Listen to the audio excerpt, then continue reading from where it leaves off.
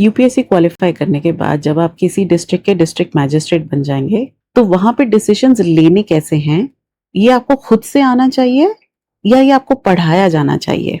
With this thought, UPSC had asked a question in its ethics paper in 2025. The question read that constitutional morality is not natural but a product of civil education and adherence to the rule of law.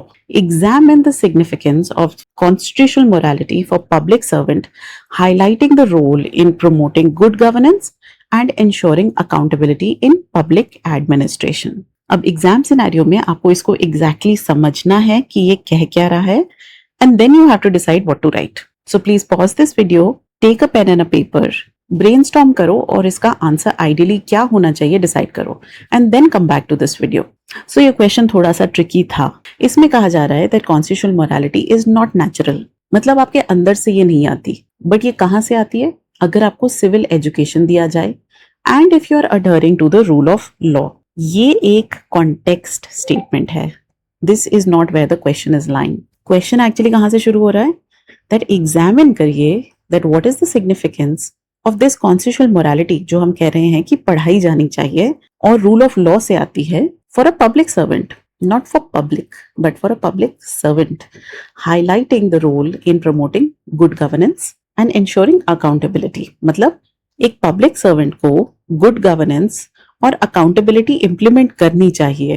तो ये करने के लिए constitutional morality का क्या role होता है, इसको एग्जामिन करिए, इसके रिलेशनशिप को, and then tell us what do you think.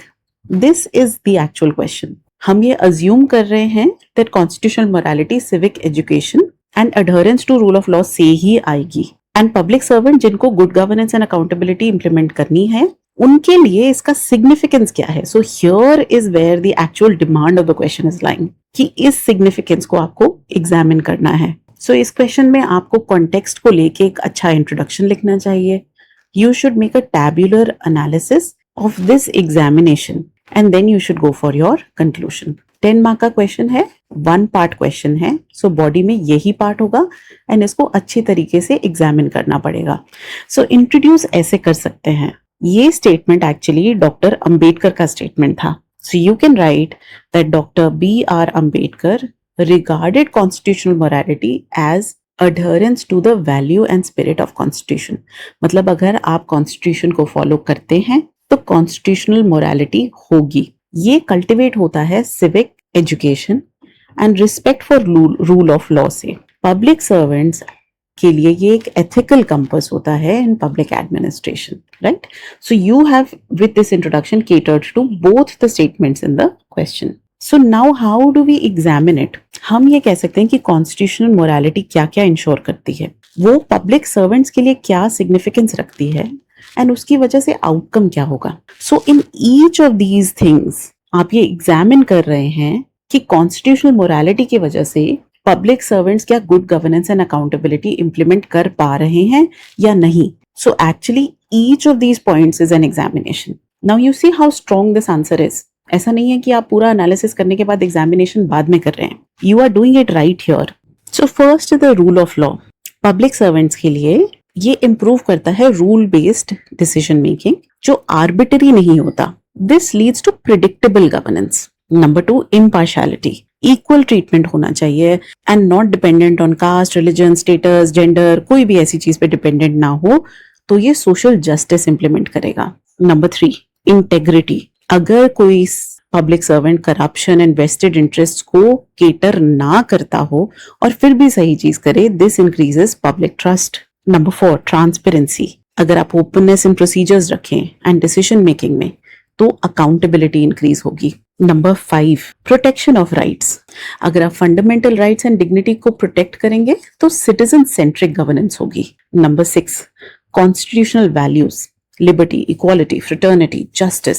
अगर आप इन वैल्यूज को अपहोल्ड करेंगे तो एथिकल एडमिनिस्ट्रेशन होगी. Number 7, due process. Fair and reasoned decision making करेंगे तो लेजिटिमेसी ऑफ इंस्टीट्यूशन बढ़ता है. And number 8, courage of conviction.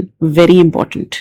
If you uphold constitutional principles despite any pressure, political हो, सोशल हो, कोई भी प्रेशर हटा के अगर आप अपहोल्ड कर पाते हैं कॉन्स्टिट्यूशनल प्रिंसिपल्स को, तो डेमोक्रेटिक अकाउंटेबिलिटी होगी। सो एक प्रैक्टिकल एग्जांपल हम इसमें ऐड कर देते हैं। For instance, an officer refusing arbitrary eviction and ensuring rehabilitation upholds both constitutional morality and citizens' rights. Right तो हमने सारा कुछ एनालाइज करने के बाद, एग्जामिन करने के बाद ये बता भी दिया कि ये इस तरीके से प्रैक्टिकली इंप्लीमेंट हो सकता है। Now the conclusion, constitutional morality transforms public servants, मतलब जो पब्लिक सर्वेंट होते हैं अगर वो कॉन्स्टिट्यूशनल मोरालिटी सीखते हैं, इंप्लीमेंट करते हैं, तो वो उन्हीं को ट्रांसफॉर्म कर देता है from merely rule enforcers into guardians of constitutional values. Right? So you see the transformation, thereby strengthening good governance, accountability and constitutional democracy. मतलब हमारे एग्जामिनेशन का ये आउटकम निकल के आया है। Right? So this is how you make an extremely strong answer for this kind of a question. ये question tricky जरूर था, बहुत सारी पॉसिबिलिटी थी कि इसका गलत आंसर लिखा जा सकता था, but now that you've understood exactly how to handle such a question, today's assignment for you is go ahead and write this answer. आपकी एग्जामिनेशन के पॉइंट्स अलग हो सकते हैं, तरीका अलग हो सकता है, but this is the overall idea and try to implement it in your answer.